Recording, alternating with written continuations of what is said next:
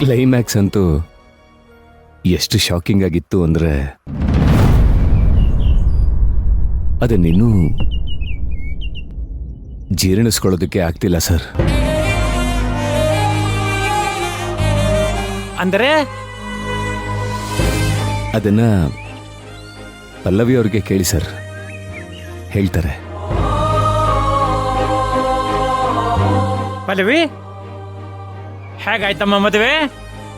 ಅಷ್ಟೊಂದು ಗ್ರ್ಯಾಂಡ್ ಆಗಾಯ್ತಾ? ಹಾಗೇನಿಲ್ಲ ಸರ್, ನಮ್ಮ ಮನೆಯವರು ಗ್ರ್ಯಾಂಡಾಗಿ ಮದುವೆ ಮಾಡ್ಕೊಡ್ಬೇಕು ಅಂತಿದ್ರು. ಬಟ್ ನಮ್ಮ ಲಿಮಿಟಿಗೆ ತಕ್ಕ ಹಾಗೆ ಎಷ್ಟಾಗುತ್ತೋ ಅಷ್ಟು ಮಾಡಿದ್ದೀವಿ. ಅಯ್ಯೋ ಇರ್ಲಿ ಬಿಡಿ, ಮದುವೆ ಹೇಗಾಯ್ತು ಅನ್ನೋದು ಮುಖ್ಯ ಅಲ್ಲ, ಗಂಡ ಹೆಂಡತಿ ಹೇಗ್ ಸಂಸಾರ ಮಾಡ್ತೀರಾ ಅನ್ನೋದೇ ಮುಖ್ಯ. ಸಂಸಾರನ? ಹೌದು, ಇನ್ಮೇಲೆ ನೀವಿಬ್ರು ಸಂಸಾರದ ದೋಣಿನ ಹುಟ್ಟಾಕ್ತಾ ಇರಬೇಕು.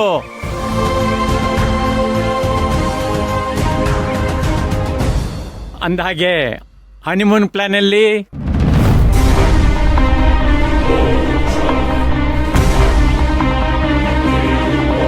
ಅದನ್ನು ಪಲ್ಲವಿಯವ್ರನ್ನೇ ಕೇಳಿ ಸರ್.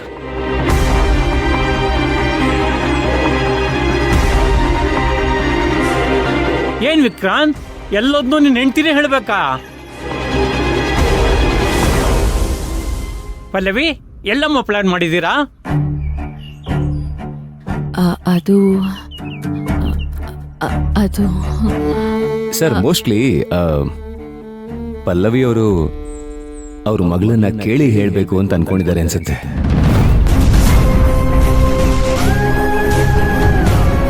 ಮಗಳ?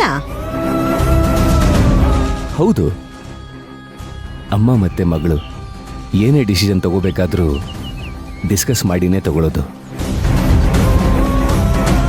ನಾವೆಲ್ಲರೂ ಅವ್ರು ಹೇಳ್ದಾಗೆ ಕೇಳೋದು. ಅದು ಬಿಟ್ಟು ನಮಗೆ ಬೇರೆ ದಾರಿ ಏನಿದೆ ಹೇಳಿ?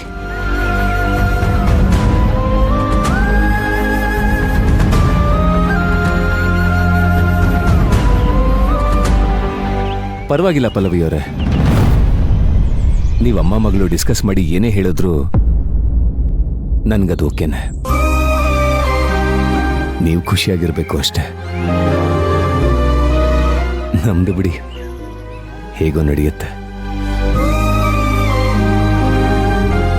ಹುಡುಗಿರು ಮದುವೆ ಆಗಿ 1-2 ತಿಂಗಳಾದ್ಮೇಲೆ ಗಂಡಂದ್ರನ್ನ ಕಂಟ್ರೋಲ್ ತಗೋತಾರೆ.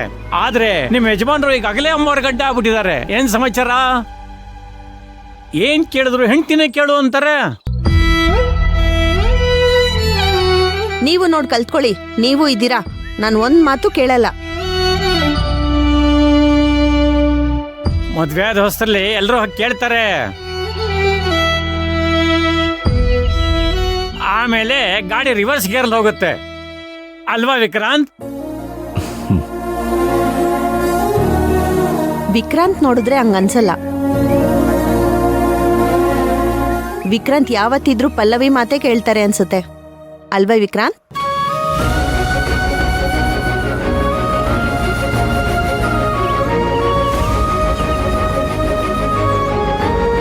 ವಿಕ್ರಾಂತ್ ಅವರೇ, ನಿಮ್ಮನ್ನ ಫೇಸ್ ಮಾಡೋದಕ್ಕೆ ನನ್ನ ಕೈಲಿ ಸಾಧ್ಯನೇ ಆಗ್ತಿಲ್ಲ.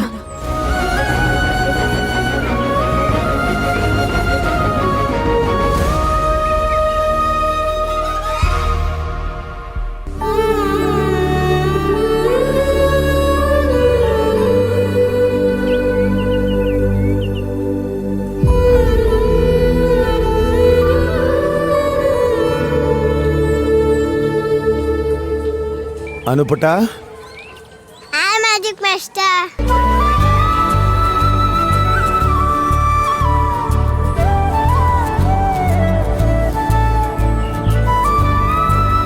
ಮ್ಯಾಜಿಕ್ ಮಾಸ್ಟರ್ ನನ್ನ ಜೊತೆ ಚೀಟ್ ಮಾಡಿದ್ದಾರೆ, ನಂಗೆ ಸುಳ್ಳು ಹೇಳಿದ್ದಾರೆ.